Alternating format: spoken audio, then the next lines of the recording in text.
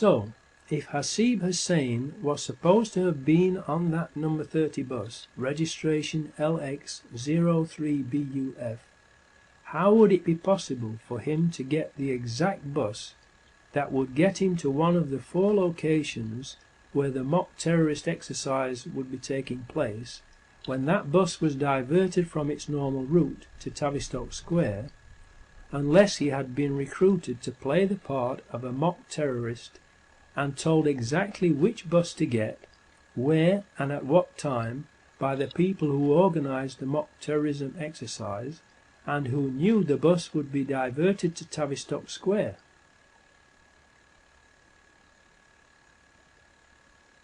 The odds against that happening by coincidence are unbelievable, and thus it is not possible that it was a coincidence. Another unbelievable coincidence is that all of the CCTV cameras at all 4 of the blast sites were not working that day. The 4 CCTV cameras on the number 30 bus were, just like the Israeli Verint Systems ones on the Underground, not working, and there are no reliable witnesses who can place Hasib Hussain on the number 30 bus. Richard Jones is an unreliable witness whose physical descriptions of the man he says was the suicide bomber does not fit with Hasib Hussain's appearance or what he was wearing that day. So there is no proof that Hasib Hussain was either on that bus or blew it up. Even so, he has been tried and wrongfully found guilty of blowing up the number 30 bus by the government-organised and controlled media machine, without a shred of real evidence. They claim to have found Hasib Hussain's ID in Tavistock Square. However, they also claim that ID from another of the 4, Mohammed Siddiqui Khan, was found in at least 2, some reports say 3, separate blast locations. He cannot possibly have been in 2 or all 3 locations at the same time, proving that these items were planted after the blasts. How could their IDs have survived suicide bomb blasts? Millions of people are aware of the magic fireproof Mohammed Atta passport that was planted at the World Trade Center on 9/11.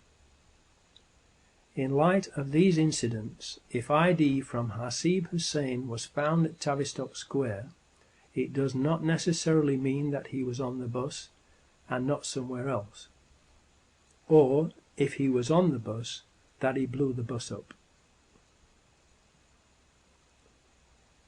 What has happened to the presumption of innocence, and being considered innocent until proven guilty and convicted by a jury of your peers in court, that has always been the mainstay of British justice? The most likely case is that the number 30 bus had been pre-rigged with explosives during its previous service when the CCTV cameras were disabled. The CCTV systems on stagecoach buses are normally either the Israeli company Verint Systems RP12001 or Timespace X200.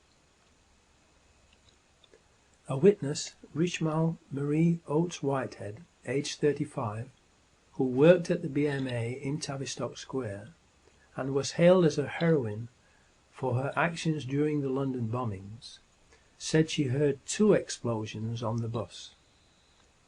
The controlled media immediately went on the offensive and did a character assassination of the heroine, because her testimony did not fit with the official story, and she died unexpectedly shortly afterwards. However, other witnesses also reported a second explosion on the bus. Richmal's and other witnesses' testimonies would account for pre-planted explosives and a bomb being planted later on 7/7/2005.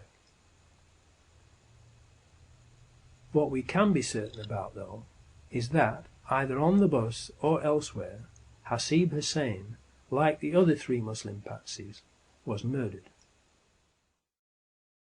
7th chapter title, Pre-planted explosives.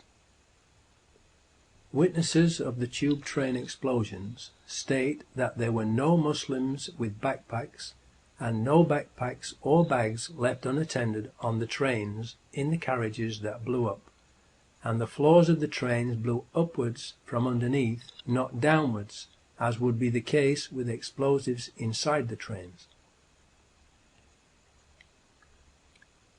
Explosives under the train floors, powerful enough to rupture the carriage floors and bend them upwards, would also lift the carriages up off the rails and derail them, as did happen. Those explosives were not homemade, but military-grade high explosives that would not be available to Muslim suicide bombers. The official story was that they used homemade explosives, which has later been proven to be a lie.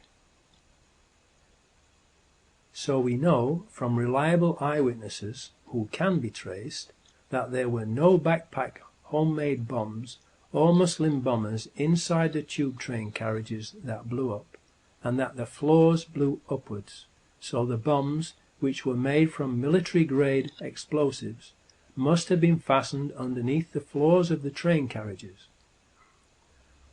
Only people having access to the tube trains during the times that the trains were not running would be able to plant those bombs under the train floors. Benjamin Netanyahu, the Israeli finance minister, said that he was warned by Scotland Yard not to leave his hotel room on the morning of 7/7/2005 before the first explosion was reported, implying that they had foreknowledge of the plan.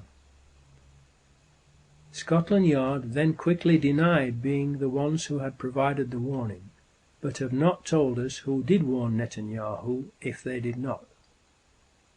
Why was Benjamin Netanyahu warned, but not the British people who pay their wages and whom they are paid to protect? Was it because it would have spoiled their evil plan to murder British people, to change the nation's mind about British troops fighting in the Middle East? 2 weeks later, the head of the Israeli Mossad, General Meir Dagan, said that he had warned Benjamin Netanyahu at 08:40 a.m. on 7/7/2005, 10 minutes before the first blast occurred.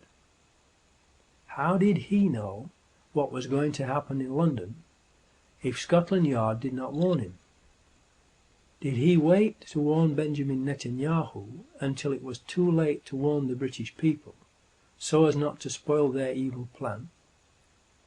Was the London bombing a covert MI5 operation, or an Israeli Mossad operation, or a joint operation by both of them? The British people have the right to know.